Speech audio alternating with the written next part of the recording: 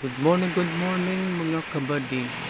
Ito ang area ng bundok ng Linahon.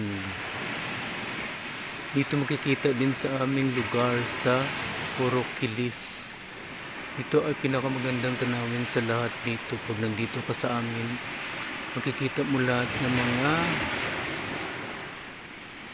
nyug at mga kung ano-ano sari-saring pang puno dyan at napaka ganda ng dagat. Kasi ito lang lagi ang makikita mo dito habang nandito ka lang sa Hilis. At napakasaya dito tuwing maliligo ka. At ito ay maganda naman dito, tingnan mo. Halos dito makita mo napakaganda ng bundok. At sa likod dyan ay